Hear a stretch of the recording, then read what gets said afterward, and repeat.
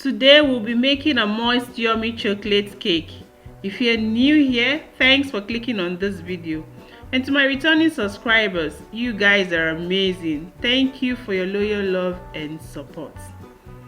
So I already measured out the ingredients we'll be using for the cake, as you can see on the screen. Here I have the flour. I'm using all-purpose flour. I'll be putting down ingredients in the description box, and then there is my cocoa powder, coffee as well. I'm using brown sugar, but you can also use white sugar. I have also baking soda, baking powder, which I'll be measuring. I didn't measure that out. And then I'll be using buttermilk. If you don't have buttermilk, all you need to do is just get your normal milk and lemon juice.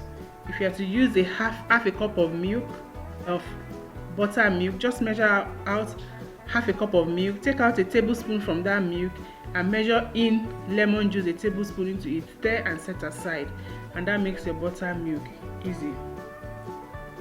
So I'll be going through that process because I already have my buttermilk there.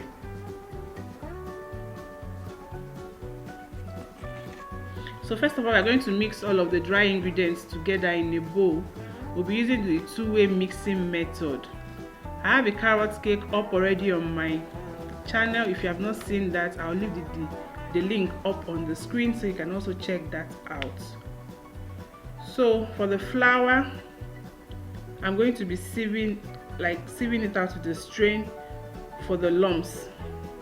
You can also do it if you're not sure of the sauce where you buy your flour. If your flour is not neat, you also need to use a strainer, try to sieve it out so that I can take away the dirt from the flour as well. For mine, I'm sure of the source of my flour is neat, but because of the lumps, that's why I do that. So we just sieve the flour, baking soda, baking powder together, but at this point I didn't measure out the baking powder and baking soda yet. I'll still do that later. So the flour is done now. The next thing I'm going to measure out, that's the baking soda and the baking powder. Like I said earlier, I'll have the measurements of all of these ingredients listed in the description box in case you're interested in trying out this method or my own recipe. And if you do try it out, I'd like to hear from you guys.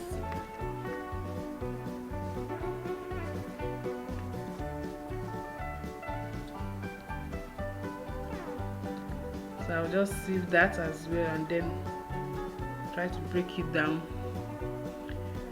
The most longest part in baking is actually measurements and all that, but once you're done measuring, it doesn't take too long in mixing it up and baking.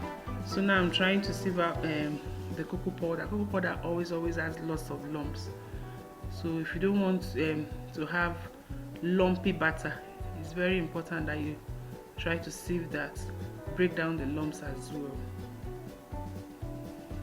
So all of the dry ingredients there, it goes in. Although I'm not adding the sugar yet, what I have in that bowl is just flour, baking soda, baking powder, and then the cocoa powder. So the next thing we are going to do now, we are doing the wet ingredients. I'll be using sunflower oil. Just half a cup is what I'm using. You can use any oil, vegetable oil you have. I'm using sunflower. And to that I'll be adding 2 eggs as well.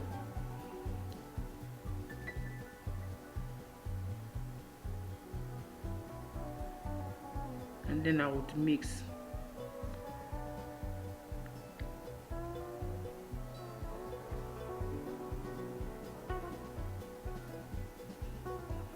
I'll just stir that mix and set aside.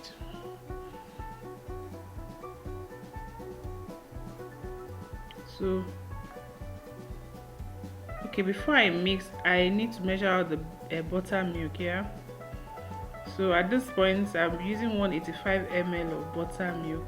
So that means in that 185 ml, if you're using just normal milk and you're trying to make your buttermilk, just take out a tablespoon and replace the tablespoon of milk with lemon juice or vinegar. So I'm turning it into the egg and oil, and then I'm going to mix together. I'm using a hand whisk. You can also use your mixer. So the rest of the dry ingredient goes in at this point. That's the brown sugar. I add a little bit of I mix it up a little bit with white sugar, but you can use just white if it's what you have in the kitchen. So I'll just mix that, and yeah, very, very easy, guys. Simple step. All you have to do is just get the measurements right, and then the end result will be so yummy and moist. So here I'm pouring in the rest of the dry ingredients. That's the flour, cocoa powder, baking powder, and baking soda. Don't forget, we still have the coffee that we've not added yet. That will come in at the last stage. So I'll just mix until it's smooth and we can't see any lumps in it again. That's what I'm doing at this stage.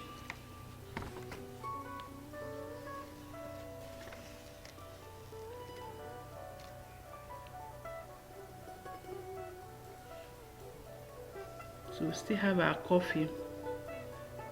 So now the coffee, and then the hot water, not warm water, hot water to dissolve the coffee. When that is done, I'm going to turn it into the batter, and I will gently, continue mixing until we get a shining glaze. Very important, this process.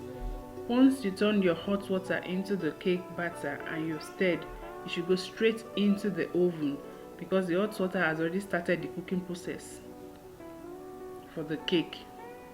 So if you leave it out for too long, sorry, your cake will not come out well. So I'm just going to stir, and now just gently whisk gently, and then I'll make sure it's well incorporated, and then we have this shining glaze at the end of it. Just for a minute or two, you just begin to see that shining glaze.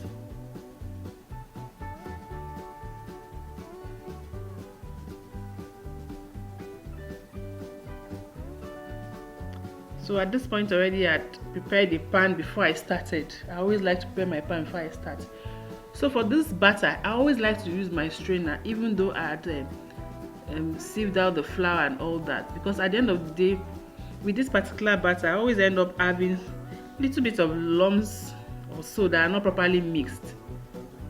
So I always would strain when I finish. I always would strain. You would see now what I mean. In the strainer, you see some. You see, guys, those are not well or not properly mixed. So I want to make sure that when the cake is ready and one is cutting into the cake, you don't see that. So already turned on oven, baking at 180. I baked for about 30 minutes. Here I'm checking. After 30 minutes, my toothpick comes out clean. That means the cake is ready. I had to quickly take it out from the pan to stop the cooking process so that the cake doesn't dry out. So I'll leave it to cool for a bit before I actually cut it. But it's looking so moist and yummy. Guys, just look at it. Yummy, yummy, moist. Look at it shining. I like the glaze on top of the cake. So when you bring out your cake, take it out of the pan. Here it is ready. I'm just garnishing with some cocoa syrup I made and flaked almonds. Thank you so much, guys, for watching. Thank you. Love you. Bye bye.